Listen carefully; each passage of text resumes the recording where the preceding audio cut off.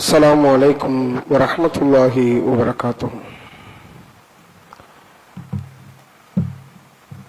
إن الحمد لله نحمده ونستعينه ونستغفره. من يهده الله فلا مضل له ومن يضلله فلا هادي له. وأشهد أن لا إله إلا الله وحده لا شريك له وأن محمدا عبده ورسوله أما بعد. قال الله تعالى في القرآن العظيم والفرقان المجيد: فأعوذ بالله من الشيطان الرجيم. بسم الله الرحمن الرحيم.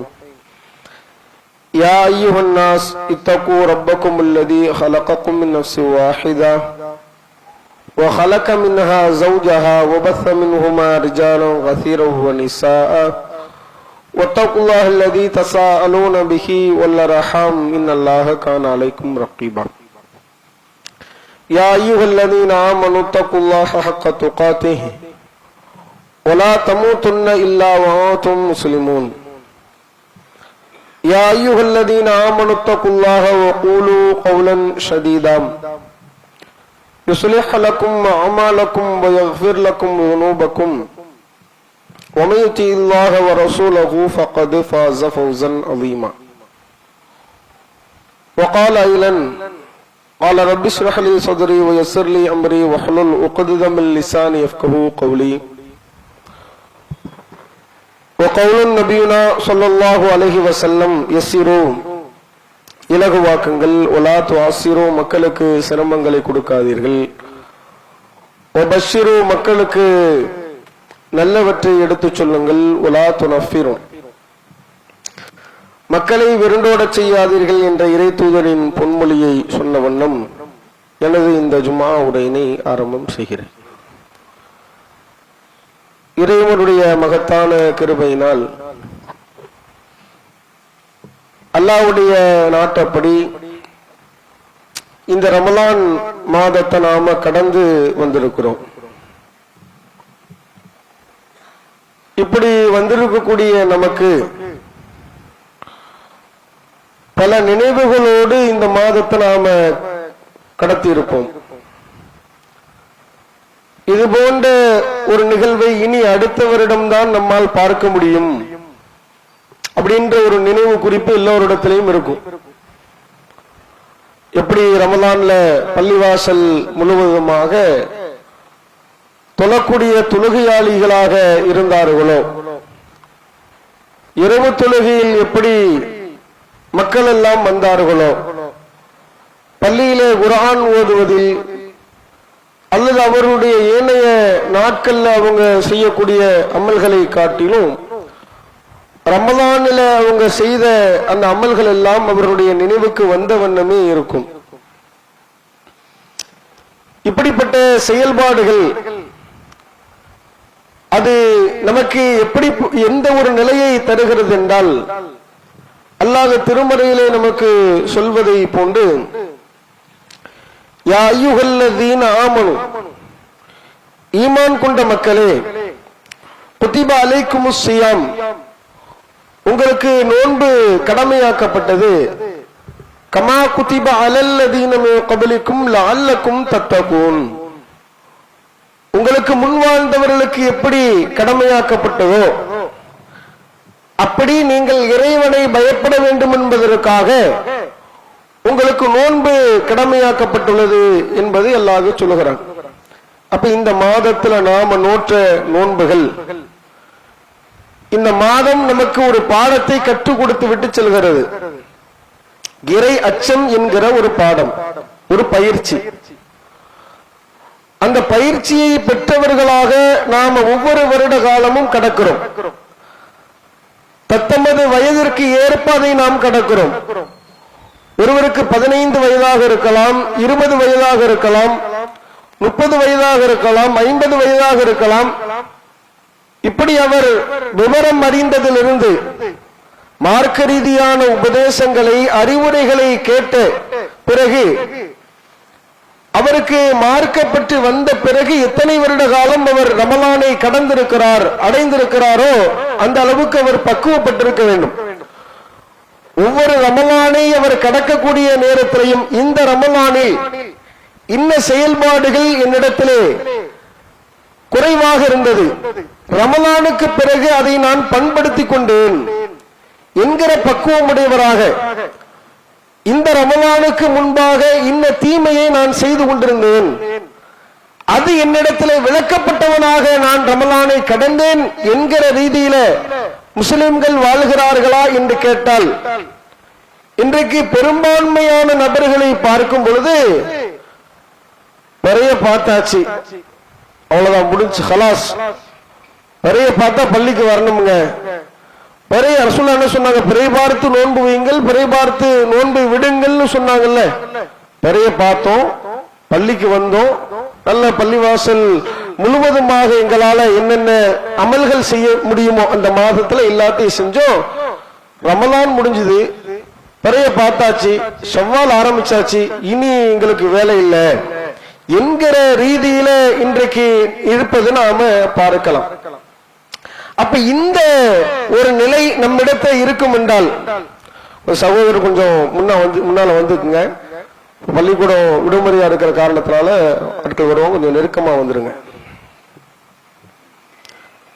அப்ப ஒவ்வொரு வருட ரமலான நாம கடக்கக்கூடிய நேரத்திலையும் பக்குவம் இல்லாதவர்களாக என்ன பக்குவத்தை நாம் பெற வேண்டுமோ அந்த பக்குவம் இல்லாதவர்களாக நாம் ரமலானை கடந்தால் அதுல பிரயோஜனம் இருக்கிறதா?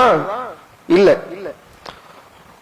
ஒரு வாகனத்தை ஓட்டுவதற்கு பயிற்சி எடுக்கிறோம், பயிற்சி எடுக்கிற நாம் ஏனைய நாட்கள் அதை அப்ளை பண்ணணும் இல்லையா?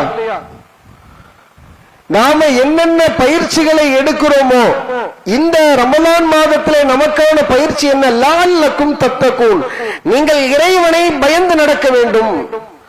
ரமலானிலே எந்த அல்லாஹ் நம்மை கண்காணித்தானோ, எந்த இறைவனுடைய கண்காணிப்பின் கீழ் நாம் இருக்கிறோம் என்று பயந்து அமல் செய்தோமோ, நோன்பு வைத்தோமோ, வணக்கங்களில் ஈடுபட்டோமோ, கூடுதலாக உபரியான வணக்கங்களில் நாம் ஈடுபட்டோமோ, ரமலானுக்கு பிறகு நம்மால் இயன்ற அமல்களை செய்ய வேண்டுமே, கூடுதலான உபரியான அமல்களை செய்ய வேண்டுமே என்கிற ரீதியில இருக்கிறார்களா என்றால் அதில் கேள்விக்குறி உள்ளவர்களாக இருக்கிறார்கள். இறையச்சம்னா என்னன்றது நாம தெரிந்து கொள்ள வேண்டும். இறைவனுடைய பயம், அச்சம் நம்மிடத்திலே ஆழமாக இருக்கும் என்றால் இந்த நிலை நமக்கு ஏற்படுமா? அல்லாஹ்வை ஒருவர் பயந்து அமல் செய்கிறார் என்றால் ரமலானிலே ஒரு அல்லாஹுவும் ரமலானுக்கு பிறகு ஏனைய நாட்கள்ல ஒரு அல்லாஹுமா இருக்கிறான். அப்படி இருக்கிறானா? கிடையாது.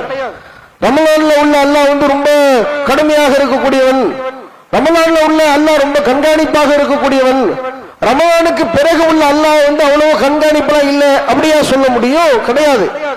எல்லா நிலைகளிலேயுமே நம்மை படைத்த இறைவனாகிய அல்லாஹ் தான் நம்மை கண்காணிக்கிறான். ஒரே இறைவன், இலாஹு வாஹித்.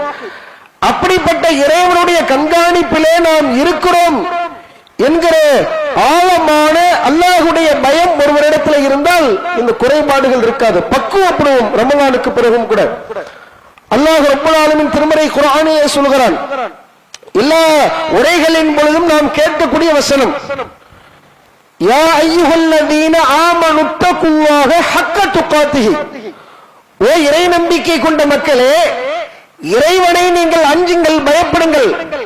எப்படி நீங்கள் அல்லாஹ்வை பயப்பட வேண்டும் தெரியுமா? ஹக்க துகாத்திஹி, அவனை நீங்கள் எப்படி பயப்பட வேண்டுமோ, எப்படி அஞ்ச வேண்டுமோ அப்படி பயப்படுங்கள். அப்ப அல்லாஹ்வை பயப்படுகிற முறைப்படி பயப்படுவது என்றால் என்ன? அல்லாஹ்வை பயந்து கொண்டாலே முடிச்சுதானே. ஆனாலும் அல்லாஹ் சொல்கிறான், இறைவனை நீங்கள் பயப்பட வேண்டிய முறையில் அல்லாஹ்வை அஞ்சுங்கள் என்றால் நாம அப்படிப்பட்ட நிலையில அல்லாஹ்வை பயந்து அஞ்சுகிறோமா அப்படின்றத நாம பார்க்க கடமைப்பட்டிருக்கிறோம். மிக முக்கியமாக இறையச்சத்தினுடைய வெளிப்பாடாக நாம ஒரு சில காரியங்களை நினைத்து வைத்திருப்போம். இறையச்சம்னா நாம கடுமையா தொழுகிறது, அமல் செய்வது, அது மாத்திரம் இறையச்சம் அல்ல. அல்லாஹ்வின் தூதர் ஸல்லல்லாஹு அலைஹி வஸல்லம் அவருடைய வழிகாட்டல் படி நபித்தோழர்களுடைய வாழ்க்கையெல்லாம் நாம பார்க்கும் பொழுது இறையச்சவாதிகளிடத்தில் அதீதமான கவலைகள் இருக்கும். என்ன கவலைகள் இருக்கும்? ஆமாங்க கவலை இருக்கு ஆலிம்சா அப்படின்னு சொல்லிடக்கூடாது. கவலை இருக்குது, எங்களுக்கு உலக வாழ்க்கை குறித்த கவலை இருக்கிறது, எங்களுடைய பிள்ளைகள் குறித்த கவலை இருக்கிறது. அது இருக்கத்தான் செய்யும், அது இருக்கத்தான் வேண்டும். ஆனால் மறுமையை குறித்து, மறுமையினுடைய வாழ்க்கையை குறித்து உண்மையிலேயே யார் பயப்படுகிறாரோ, அஞ்சு நடக்கிறாரோ, அதுதான் உளமான ஆத்மார்த்தமான இறையச்சம்.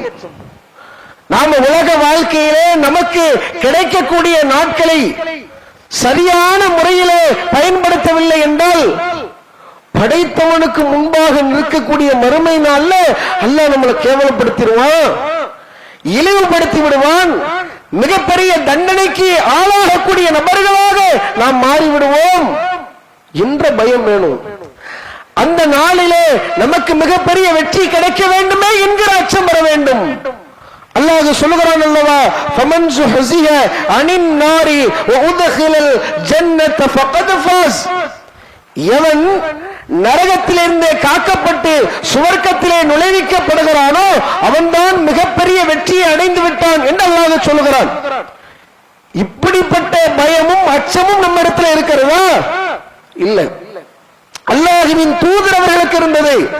அல்லாஹ்வுடைய தூதர் ஸல்லல்லாஹு அலைஹி வஸல்லம் அன்னவருடைய காலகட்டத்திலே வாழ்ந்த நபி தோழர்கள் அல்லாஹ்வுடைய அச்சம் பயம் எந்த அளவுக்குனா அவங்க மறுமை வாழ்க்கை குறித்து யோசித்தார்கள்.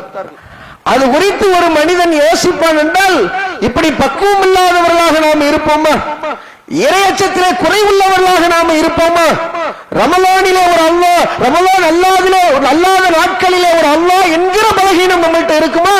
இருக்காது. எப்படி பயந்திருக்கிறார்கள் நாம பார்க்கலாம். புகாரியில பதிவு செய்யப்பட்ட செய்தி. அல்லாஹ்வுடைய தூதர் ஸல்லல்லாஹு அலைஹி வஸல்லம் அவங்க ஒரு முறை இப்னு மஸ்ஊத் ரலியல்லாஹு அன்ஹு அவங்கள்ட்ட வராங்க.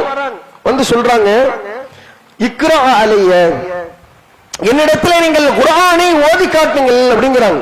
யாரு? அல்லாஹ்வின் தூதர் முஹம்மது நபி ஸல்லல்லாஹு அலைஹி வஸல்லம் அன்னவர்கள் ஒரு நபி தோழரிடத்திலே வந்து கேட்கிறார்கள். ரசூல் ஸல்லல்லாஹு அலைஹி வஸல்லம் அவர்களுக்கு தான் இறை செய்தி வருகிறது, குர்ஆன் அருளப்படுவது அல்லாஹ்வின் தூதர் அவர்கள் மீது.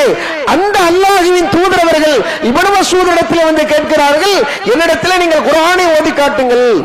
இப்னு மஸ்ஊத் சொல்றாங்க, வலைக்க உன்சில், அல்லாஹ்வின் தூதர் அவர்களே உங்களுக்கு தான குர்ஆன் அருளப்படுது. ரசூல் ஸல்லல்லாஹு அலைஹி வஸல்லம் அவங்களே அதை விரும்பி இருக்கிறார்கள். பிற நபர்கள் சொல்ல அல்லாஹ்வுடைய தூதர் அவர்கள் அவர்களுக்கு அதனுடைய மொழிபெயர்ப்புகள் தெரியும் இல்லையா? ஓத ஓத பிற நபர்கள் ஓத ஓத ஆத்மார்த்தமாக அதை கேட்க வேண்டும் என்பதை அல்லாஹ்வுடைய தூதர் அவர்கள் விரும்பி இருக்கிறார்கள். இதுவே எவ்வளவு பெரிய ஒரு வெளிப்பாடு. இன்னைக்கு அப்படியெல்லாம் நடக்கக்கூடிய நிகழ்வை விரும்பாதவர்களாக இருக்கிறோம். ரசூலுல்லாஹ் அப்படி கேட்கவும் இப்னு மஸ்ஊத் சொல்றாங்க, இல்ல உங்கள் மீது தானே குர்ஆன் அருளப்படுது அப்படின்னு சொன்ன உடனே ஃபஇன்னி உஹிப்பு அன் அஸ்மஉ மின் கைரி, என் அல்லாதவர்களிடமிருந்து இந்த குர்ஆன் ஓதப்படுவதை நான் விரும்புகிறேன், நேசிக்கிறேன் அப்படிங்கிறாங்க. சொன்ன உடனே சூரத்துல் நிசாவினுடைய வசனங்கள் அப்படியே இப்னு மஸ்ஊத் ஆரம்பிக்கிறாங்க. ஆரம்பித்து ஒவ்வொரு வசனமாக ஓத தொடங்குகிறார்கள். அல்லாஹ்வின் தூதர் அவர்கள் வசனங்களை ஒவ்வொன்றாக உற்று நோக்கி கவனிக்கிறார்கள், வசனத்தினுடைய கருத்துக்களை சிந்திக்கிறார்கள். இன்றைக்கு நம்மிடத்திலே வசனங்கள் சொல்லப்படுகிறது என்றால் அந்த வசனங்கள் குறித்து, அந்த வசனத்தினுடைய கருத்துக்கள் குறித்து ஆழமாக யோசிப்பவர்களாக இருப்போமா? அது என்ன சொல்லுது, அல்லாஹ் என்ன விஷயங்களை நம்மிடத்தில் பேசுகிறான் என்பதை ஆழமாக யோசிப்பவர்களாக இருக்கக்கூடியவர்கள் சொற்பமானவர்கள். அவங்களுக்கு அந்த சிந்தனை ஒரு பயம் வரும். அல்லாஹ்வுடைய தூதரவங்க கேட்டுக்கிட்டே இருக்கிறாங்க. ஒரு கட்டம் வருகிறது, ஹத்தா பலவத்து, ஒரு வசனத்தை அடைகிறார்கள். என்ன வசனம்? 41வது வசனம். நிசாவுல 40 வசனம் ஓதிட்டாங்க. அந்த 40 வசனத்தை அல்லாஹ்வுடைய தூதர் அவர்கள் ஆழமாக கவனிக்கிறார்கள். 41வது வசனம் சொல்லக்கூடிய கருத்தை பாருங்க. ரசூலுல்லாஹ் அந்த இடம் வரவும், ஃபகைஃப இதா ஜிஅனா மின் குல்லி உம்மத்தின் பிஷஹீத், நபியே அல்லாஹ் பேசுகிறான், நபி இடத்துல பேசுகிறான். இந்த வசனம் அல்லாஹ்வுடைய தூதர் அவர்களுக்கு அருளப்பட்டிருக்கிறது. நபிகளாருக்கு இந்த வசனங்கள் தெரியும். தெரிந்தாலும் ஒரு நபி தோழர் அதை வாசிக்கக்கூடிய நேரத்தில் இந்த இடத்தை அடையும் பொழுது, நபியே மறுமை நாள்ல கைஃப இதா ஜிஅனா மின் குல்லி உம்மத்தின் பிஷஹீத், ஒவ்வொரு சமுதாயத்துக்கு எதிராகவும் நாம ஒரு சாட்சியாளரை கொண்டு வருவோம். அந்த நபி என்ன செய்ய சாட்சியாக ஆக்குவோம். அந்தந்த சமுதாயம் வழிகட்டு நடந்ததற்கு, அவர்கள் நபி அனுப்பப்பட்டதற்கு பிறகும் கூட இப்படி இருந்தார்கள் என்று ஒவ்வொரு சமுதாயத்திற்கு எதிராக ஒரு சாட்சியை கொண்டு வருவோம்.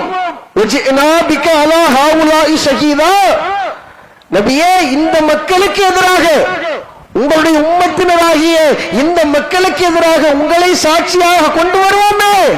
அதை எண்ணி பாருங்கள்.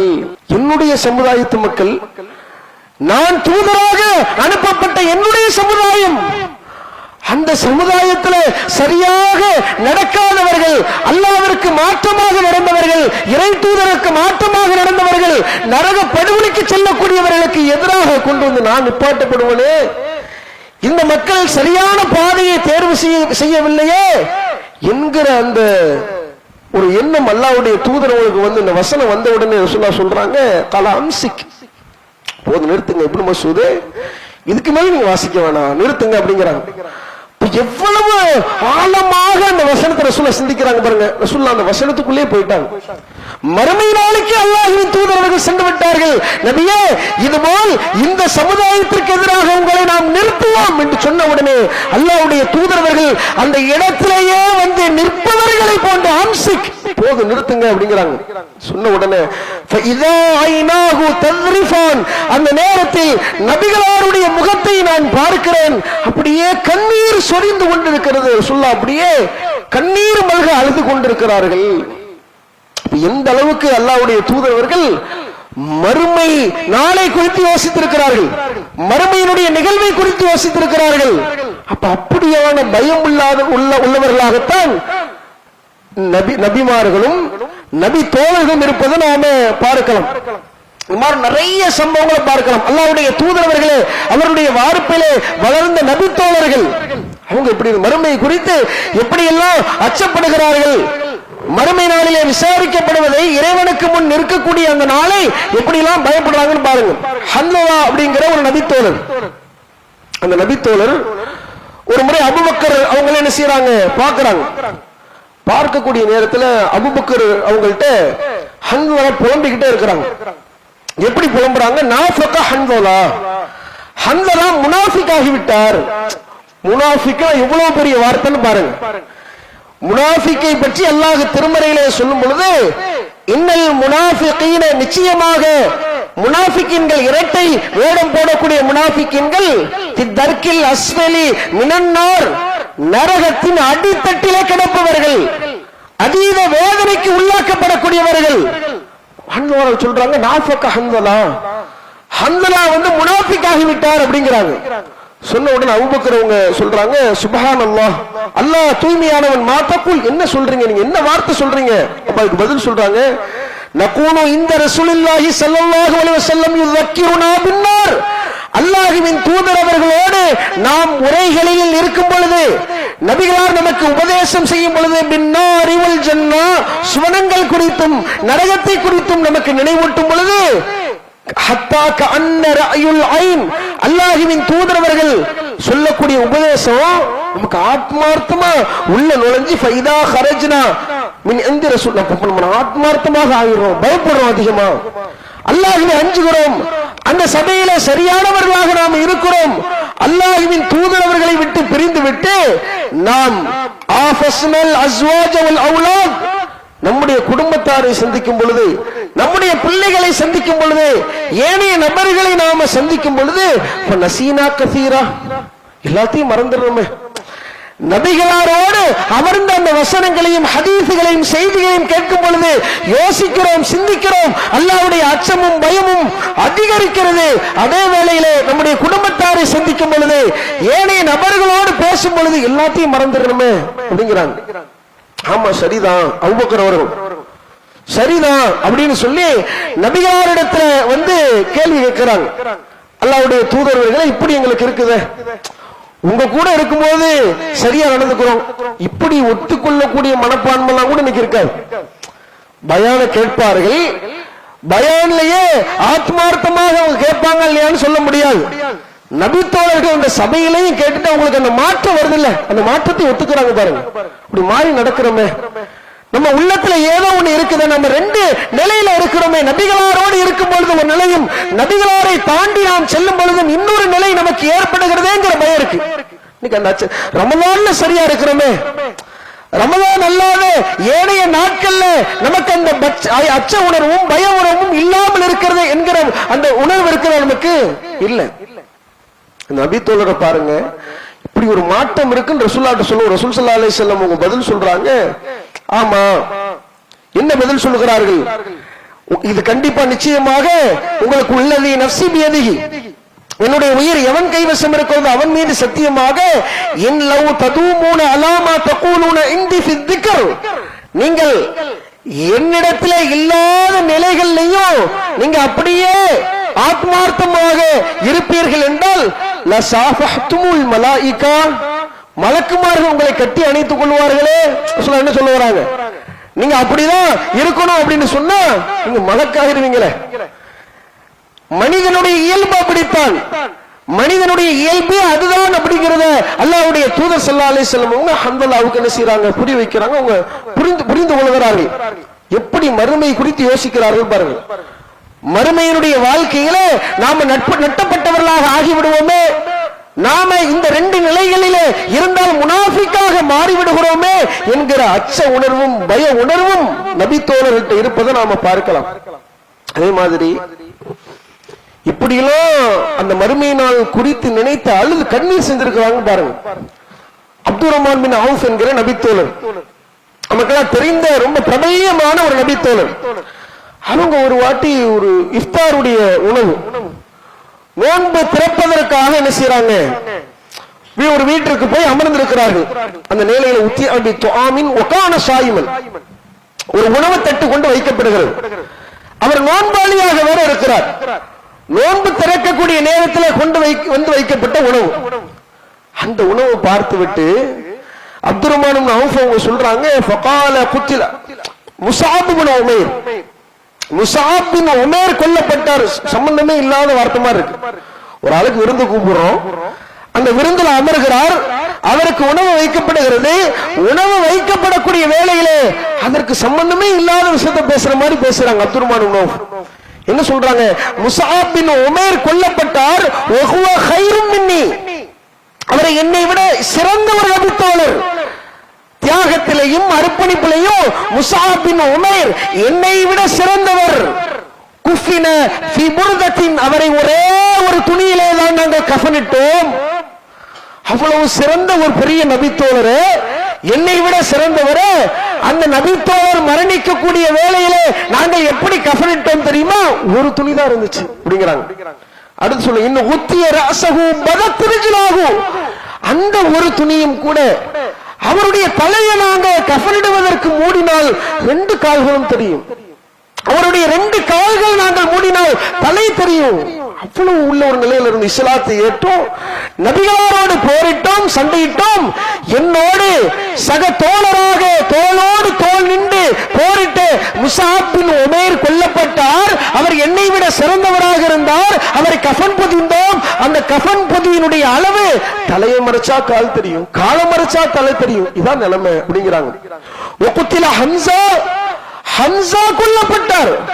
வஹுவ கைரும் மின்னி, அவரும் என்னை விட சிறந்த ஒரு நபித்தோழராக இருந்தால். இதான் நிலைமை. அவங்க எல்லாம் மௌத்தாகக்கூடிய மரணிக்கக்கூடிய வேளையிலே இவ்வளவு ஏழ்மைப்பட்டவர்களாக இஸ்லாத்தை கடைபிடித்து இவ்வளவு அர்ப்பணிப்புக்கும் தியாகத்திற்கும் ஆளானவர்களாக இருந்தோம். நான் இருக்கிறேன், அல்லாஹ் என்னை வாழ வைத்திருக்கிறான். அந்த போர்க்களங்கள் நடைபெறக்கூடிய வேளையிலே கொல்லப்பட்ட முஸஅப் பின் உமைர், ஹம்சா. ஆனா என்ன அல்லாஹ் வச்சிருக்கிறான், எனக்கு என்ன தோன்றுகிறது என்றால், புசித்த லனா ஃபி துன்யா மா புசித், அவர்களுக்கு கிடைக்காததெல்லாம் அல்லாஹ் எங்களுக்கு கொடுக்கிறானோ.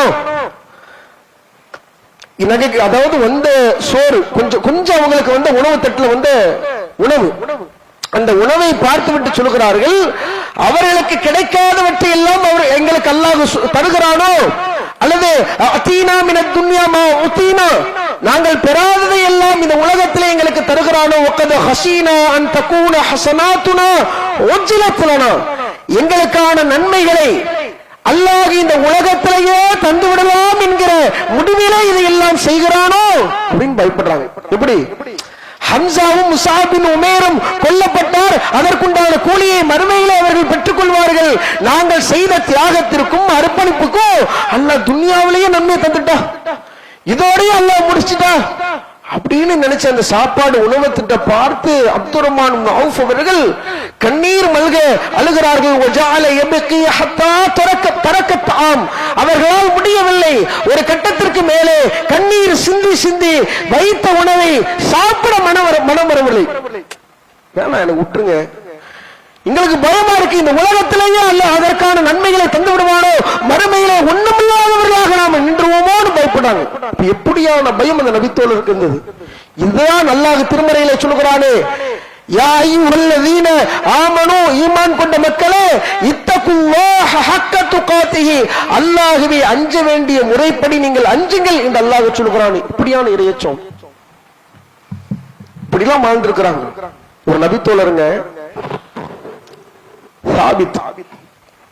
சாபித் இப்னு கைஸ் என்கிற நபித்தோழர், உண்மையிலேயே எவ்வளவு ஆத்மார்த்தமான ஒரு மறுமையினுடைய அச்சம் பயம்னு பாருங்களேன். அது மாதிரிலாம் நம்மள்கிட்ட இருக்குதா? நாம பயப்படுகிறோமா? இறைவனை பயந்து அந்த பயம்லாம் இருந்துச்சுன்னா நாம ஒவ்வொரு ரமலானை கடந்து செல்லக்கூடிய நேரத்திலையும் பண்படக்கூடியவர்களாக, அந்த ரமலானின் மூலமாக என்ன மாற்றத்தை அல்லாஹ் நம்மிடத்தில் எதிர்பார்க்கிறானோ அந்த மாற்றத்தினுடைய வெளிப்பாடாகவே நம்முடைய செயல்பாடு இருக்கும்.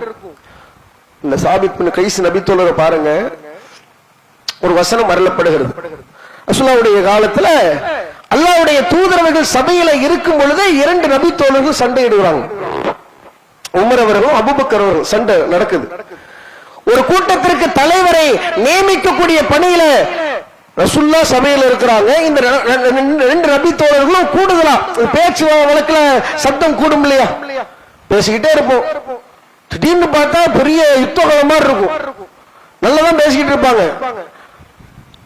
அது மாதிரி உமர் அவர்களும் அபூபக்கர் அவர்களும் பேச்சை எடுத்து எடுத்து ஒரு கட்டத்தில் எப்படி மாறுது, கடுமையாக வாக்குவாதம் முட்டுகிறது. நீங்க ஒரே எப்ப பார்த்தாலும் என்னுடைய பேச்சுக்கு நீங்க மாற்றம் செய்து கொண்டுதான் இருக்கிறீர்கள் அப்படின்னு உமர் சொல்ல, அபூபக்கர் அவர்கள் அதற்கு பதில் சொல்ல, அப்படியே சத்தம் உயர்கிறது. அல்லாஹ்வின் தூதரவர்கள் சபையில இருக்கிறார்கள், அல்லாஹ் வசனத்தை இறக்குகிறான். ஈமான் கொண்ட மக்களே, லா தர்ஃபஉ அஸ்வாத்தக்கும் ஃபௌக ஸௌத்தின் நபி, நபியினுடைய சப்தத்துக்கு மேலாக உங்கள் குரல்களை உயர்த்தாதீர்கள். அல்லாஹ் வசனத்தை இறக்குறான். இறக்க உடனே அது ஆத்மார்த்தமாக புரிந்து கொண்டார்கள், உடனடியாக விலகினார்கள். எந்த அளவுக்குனா, உமர் ரலியல்லாஹு அன்ஹு அவர்கள் இந்த வசனம் இறக்கப்பட்டவுடன் அல்லாஹ்வின் தூதரவர்கள் எந்த ஒன்றை சொன்னாலும் ரசூல் ஸல்லல்லாஹு அலைஹி வஸல்லம் அவங்கள்ட்ட போய் உமர் ஏதாவது ஒன்று பேசுறாங்கன்னு வச்சு ரசூலுல்லாஹ் கேட்பாங்களாம், உமரே நீங்க என்ன சொன்னீங்க? எவ்வளவு பயம் பாருங்க. நபிகளாரோடு நாம சப்தத்தை உயர்த்தக்கூடாது என்கிற ஒற்றை வசனம் வரக்கூடிய வேளையிலே சப்தமிட்டு ஆக்ரோஷமாக பேசக்கூடிய உமர் அவர்கள் எப்படி மாறினார்கள்? அல்லாஹ்வுடைய தூதரவங்கள்ட்ட எதையாச்சும் ஒண்ணு சொன்ன ரசூலுல்லாஹ் சொல்லுவாங்க, உமரே புரியல, மறுபடியும் சொல்லுங்க அப்படின்னு சொல்ற அளவுக்கு மாறினாங்கன்னா அந்த மாற்றம் வந்ததுக்கு உண்டான காரணம் என்ன? ஏற்கனவே குரல் வளம் நல்லா இருக்கும்ல, ரொம்ப அவங்க பேசினாலே சத்தமா இருக்கும். அப்படி சில நபர்கள் நம்ம வாழ்க்கையில சந்திச்சிருப்போம். அவங்களுக்கு குரல் வளத்தை அல்லாஹ் என்ன செஞ்சிருப்பான்? நல்ல கனத்த குரலா கொடுத்திருப்போம். அப்படிப்பட்ட ஒரு நபித்தோழர் தான் சாபித் பின் கைஸ் அவர்கள். அவங்க சப்தம் நபிகளாருடைய சப்தத்துக்கு மேல நம்ம சவுண்ட் இருக்குது, நம்ம அவ்வளவு சத்தமா பேசுறோமேன்றதை புரிந்து கொண்டு இந்த வசனம் நம்மைத்தான் குறிக்கிறது என்பதை புரிந்து கொண்டு வீட்டிலே ஒரு மூலையிலே அமர்ந்து கொண்டு அனமின் அகலினார் அனமின் அகலினார், ஐயோ கை சேதமே, நான் நரகவாதியாக ஆகிவிட்டேனே, மறுமையிலே நட்டவாளியாக நரகத்திற்கு செல்ல போகிறேனே, எப்படி புலம்புறாங்க பாருங்க. அந்த வசனத்துடைய கருத்தை எவ்வளவு ஆத்மார்த்தமாக விளங்கி இருந்தால் இப்படி இறையச்சத்தை பார்க்க முடியுமா? வீட்டுல உட்கார்ந்தாலும் ரசூலுல்லாஹ் கேட்கிறாங்க, ரசூலுல்லாஹ் விசாரிப்பாங்க. பொதுவா நீ பள்ளிவாசல்ல மிக நெருங்கிய தோழர்களாக நண்பர்களாக இருந்தாலும் கூட அவனுக்கு என்ன நினைச்சான், வந்தானா இல்லை, எதையுமே பார்க்கறது விசாரிக்கிறது கிடையாது. ரசூலுல்லாஹ் சாபித் எங்கன்னு கேட்கிறாங்க. அல்லாஹ்வின் தூதர் வீட்டுல இருக்கிறாரு, அவர் நான் நரகவாசின்னு சொல்றாரு, நீங்கள் சொல்லுங்கள், சாபித்திடத்தில் சொல்லுங்கள், அவர் உண்மையில் நரகவாதி அல்ல, வலாக்கின் மின் அஹ்லில் ஜன்னah, அவர் சுவனவாதி என்கிற நற்செய்தியை சொல்லுங்கள் என்று சொன்னார்கள். எவ்வளவு பெரிய ஆத்மார்த்தமான இறையச்சம், அல்லாஹ்வுடைய பயம். இந்த நபி தோழர்கள் கவலை கொண்டிருக்கிறார்கள், அக்கறைப்பட்டிருக்கிறார்கள். எந்த வாழ்க்கை குறித்து? மறுமையினுடைய வாழ்க்கை குறித்து அதீத பயம் உள்ளவர்களாக, அக்கறை உள்ளவர்களாக இருந்திருக்கிறார்கள். அந்த கவலைதான் இறையச்சத்தினுடைய வெளிப்பாடு. அந்த இறையச்சம் நம்மிடத்திலே வந்துவிட்டால் சரியான பக்குவம் உடையவர்களாக அல்லாஹ் நம்மை ஆக்குவான். அப்படி அல்லாஹ்வை முறைப்படி, அல்லாஹ் எப்படி அஞ்ச வேண்டும் என்று அல்லாஹ் சொல்லுகிறானோ அப்படிப்பட்ட முறைப்படி அல்லாஹ்வை அஞ்சு வாழக்கூடிய நன்மக்களாக அல்லாஹ் ரப்பல் ஆலமீன் நம்மவர்கள் அனைவரையும் ஆக்கி அருள்பாலிப்பான் என்ற துஆவோடு நான் முதல் உரையை முடித்துக் கொள்கிறேன். ரப்பல் ஆலமீன்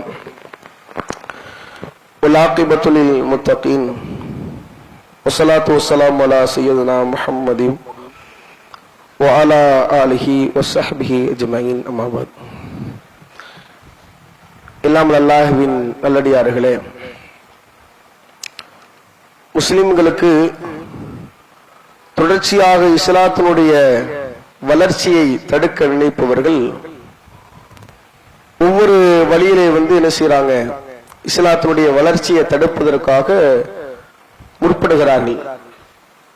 அவங்க என்னதான் செய்தாலும் மக்கரு மக்கரல்லாஹ், அவர்களும் சூழ்ச்சி செய்கிறார்கள், அல்லாஹுவும் சூழ்ச்சி செய்கிறான்.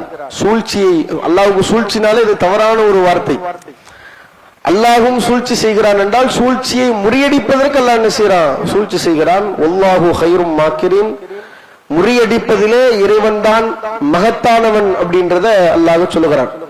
அப்படிப்பட்ட இறைவனுடைய உதவி நமக்கு இருக்கிறது. இருந்தாலும் நாம நம்முடைய நாட்டிலேயே தொடர்ச்சியாக இந்த பாசிச சிந்தனை உள்ளவர்கள் ஆட்சிக்கு வந்ததிலிருந்து தொடர்ச்சியான வன்முறைகளையும் மாட்டின் பெயரால இது மாதிரி சில மத நம்பிக்கையின் பெயரால தொடர்ச்சியாக முஸ்லிம்கள் கருவறுக்கப்படுவதை, அவர்களை குறிவைத்து பல சட்டங்கள் கொண்டு வரப்படுவதை நாம பார்க்கிறோம். அப்போ நாம எதிர்வரக்கூடிய தேர்தல்ல வெள்ளிக்கிழமை வருது இல்லையா, அடுத்த வெள்ளிக்கிழமை வருது. வரும்பொழுது யாரும் என்ன செஞ்சிடக்கூடாது, ஓட்டு போடாம விட்டுறக்கூடாது. வெள்ளிக்கிழமை தானே, நமக்கு மற்ற மற்ற வேலைகள் இருக்கும், நாம மற்ற வேலைகளை பார்க்கணும்னு சொல்லி அலட்சியம் நம்ம இடத்துல என்ன செய்யக்கூடாது, வந்து விடக்கூடாது. நல்ல ஆட்சியாளர்களை தேர்வு செய்வதும் நம்முடைய கடமை. அதனால இந்த பாசிச அந்த சிந்தனைவாதிகளை வேறெடுக்க வேண்டும் என்பதற்காக நீங்க எந்த காரணமும் சொல்லாம அந்த நாள்ல சரியான முறையில அந்த ஓட்டிடக்கூடிய அந்த நாள்ல எந்த காரணத்தை சொல்லாம ஓட்டு போட்டுருங்க. குறிப்பாக ரப்பிடத்துல அதிகமா என்ன செய்யுங்க, துவா செய்யுங்க.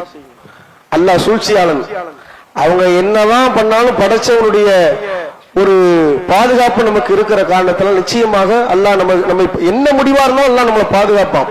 இருந்தாலும் ரப்பிடத்துல துவா செய்யுங்க. நல்ல ஆட்சி அமைய வேண்டும், சரியான ஆட்சியாளர் நம்மை வழி நடத்த வேண்டும் அப்படின்றத அல்லாஹ்விடத்தில் அதிகமாக துவா செய்யுங்கள். நம்முடைய நிலைமைகள் நீங்குவதற்கும் அல்லாஹ்விடத்தில் துவா செய்யுங்கள். வ ஆகிரு தவானா அல்ஹம்துலில்லாஹி ரப்பில் ஆலமீன். அஸ்ஸலாமு அலைக்கும் வரஹ்மத்துல்லாஹி வபரகாத்துஹு.